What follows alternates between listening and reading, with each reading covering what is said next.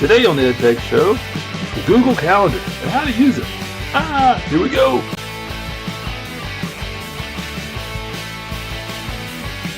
Hey, welcome to the EdTech show, the show that takes the mystery out of technology and helps you enrich your student learning and teaching.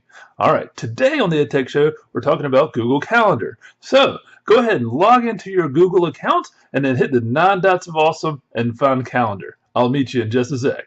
So you've clicked on the 9 dots of awesome and then found the button that says Calendar. So here we are at the Google Calendar.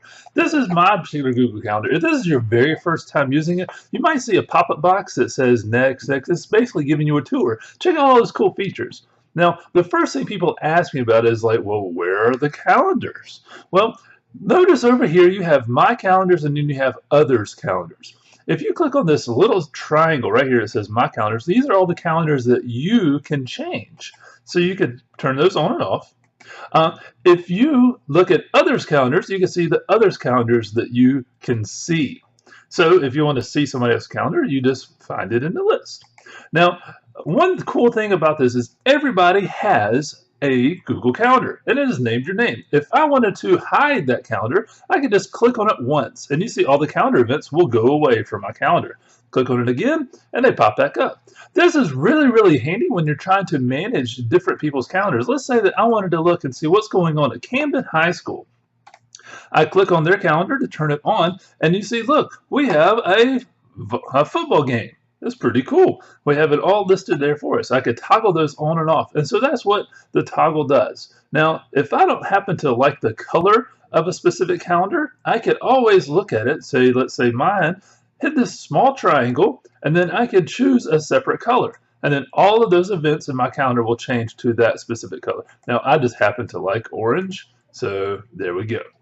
So that's how you show your calendars. Now, you could also change the view. You could go to the month view, look at everything in month view. You can look at everything in 4 days. That'll show 4 days today and then 4 days out. You can also look at the agenda view, which gives you a basic list of everything that's going on, which is really cool as well. So you choose whichever that you like the best. I like the week view because that's where I can get the most stuff done. Now, if you also want to navigate quickly to another part of the calendar, let's say I want to move forward a couple of months to maybe December and check out when December break is. I know it's somewhere in here. So I can move to that part of the calendar and then say, oh, look, we're having the map testing and then holidays start right here on the 19th. So that's pretty cool too. If I ever want to go back to just today, that's what the today button's for. Just hit that, it goes right back to today where we are. All right. Now, if I want to make a new event, like let's say something really important is coming up, like at 12 o'clock tomorrow, that would be lunch. I just clicked on that specific time, and now I just type in what that particular event is about. So then I can type in lunch, and then I can choose the calendar that I can edit, and I can put it on that specific calendar. Now, I want this to be on my calendar because I'm going to be hungry. Then I say create event, and look, my event is created. You can also move this event around just by dragging it to another spot, or you can make it longer if you want to.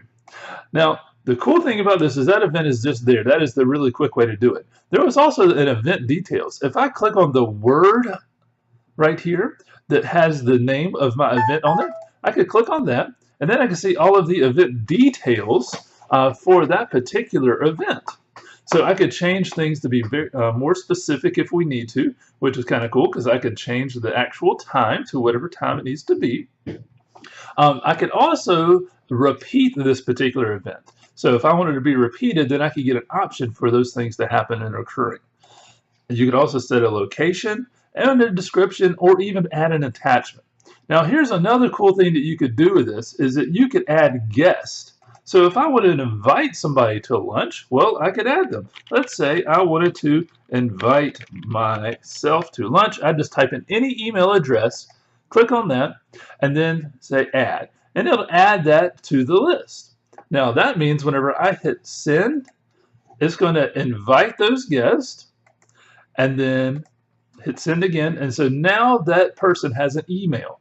And it'll say, do you want to go to lunch? Yes, no, or maybe. And then you can see them in the list. If you go back to the event details, you'll be able to see what they have replied. Right now, I have one person awaiting. I'm waiting on one person to see if which is me. All right, so that's how you work calendar. Now, for you, you need to kind of customize different calendars the way you would like them to be seen.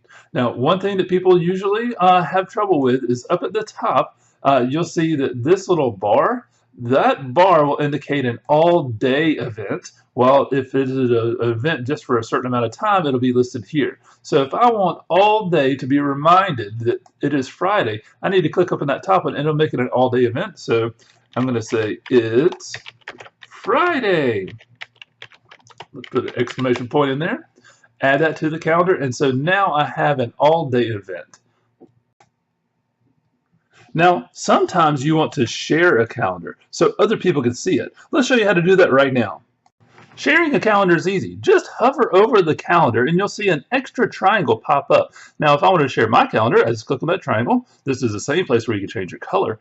And then I could choose share this calendar. For those people who want to see only this calendar, there's also a display only this calendar button as well. So I hit share this calendar, and then it's divided up into two separate sections. I have share this calendar with the public. So if I wanted to make this calendar public, I could and let the world see those particular events. Or I could share it with just the people inside of Kershaw County School District, my organization. Now, if I just wanted certain people to see it, then that's what this section is all about. So first off, find the permissions you want to give them. If I wanted them to just see the details and not make changes, then I would choose see event details. If I wanted to see let people see the free or busy, that hey, I'm busy. Or if I wanted them to manage sharing, I could choose that. So for this particular one, I just want people to see my calendar, so I'm going to choose that. And then I'm going to type in the email address of the person I'd like to share this with. So I'm going to type in the email address here. There I am. And then voila, I have now shared that calendar with that person. Now, it is not completely done until I hit the save button at the bottom. Whenever I click save, it'll say, "Are you sure?" And I said yes. An email has just been sent to that person you shared the calendar with. And that person can then click on add calendar in the email itself. Now, that is a really, really cool tool. I hope you've liked this session of the EdTech Show. We'll see you next time when we show you new great things with technology. Y'all guys, take care.